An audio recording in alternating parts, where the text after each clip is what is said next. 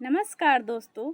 सर्वप्रथम आपको शारदीय नवरात्र की हार्दिक शुभकामनाएं एवं बधाई। आज हम आप लोगों के सामने एक कविता प्रस्तुत करने जा रहे हैं जो कई सारी मैगजीन्स और पत्रिकाओं में प्रकाशित हो चुकी हैं। ये कविता नवरात्र से भी संबंधित है क्योंकि सत्य की विजय और सत्य की हार यही नवरात्र और विजयादशमी का भी थीम है। और इसी पखवाड़े हम लोग गांधी जयंती भी मना चुके हैं जो कि हमारे राष्ट्रपिता बापू जी की जयंती थी। तो उसी अवसर पर हमने ये कविता लिखी थी, वो मैं आपके सामने प्रस्तुत करने जा रहा हूँ।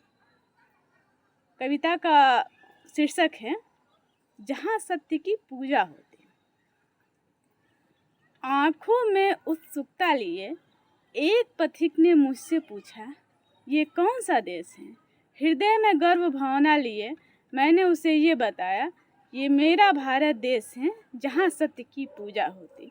कन्याओं को जहाँ दुर्गा कहते, नारियों की जहाँ पूजा होती। जहाँ सत्य को विजय दिलाने राम कृष्ण बुद्ध और गांधी से महापुरुषों की आगमन होती। हाँ, ये वही भारत देश है जहाँ सत्य की पूजा होती। नदियों में जहाँ गंगा बहती, जिसकी धारा अमृत जैसी, सींच सींच कर मिट्टी को धरा को अद्भुत स्वर्ग बनाती। न्याय सत्य धर्म और निष्ठा हमारे देश की शान है। हाँ, ये वही भारत देश है जहाँ सत्य की पूजा होती। पथिक तो पथिक होता है, अपने रास्ते चला गया वो, तभी एक आवाज़ सी आई, क्या सच में ये वही भारत देश है जहाँ सत्य की पूजा होती। जिस कन्या को दुर्गा कहते, उसे वासना की भेंट चढ़ाते। जिस नारी को माता कहते, उसे दहेज की आग में जलाते। बलात्कार और भ्रूण हत्या आपके देश की शान है। क्या ये वही भारत देश है जहाँ सत्य की पूजा होती।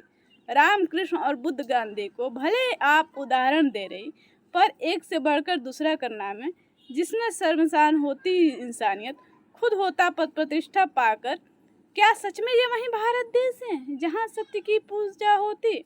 जिस गंगा की पूजा करते, जिसकी धारा अमृत जैसी, देश का कचरा उसमें बहाते, उनकी अविरल धारा को विष डालकर जहर बनाते। क्या ये वही भारत देश है जहाँ सत्य की पूजा होती। प्रश्नों की बौछार सुनकर मैं तुरंत ही पीछे पलटी, फिर नज़र को मैंने घुमाया। ये कोई और नहीं, खुद मैं हूँ जो खुद से प्रश्न पूछ रही हूँ। क्या ये वही भारत देश है जहाँ सत्य की पूजा होती। यूँ निराश न होंगे हम, देश का मान रखेंगे हम। गरीब दुखियों और लाचार को हर संभव सहायता करके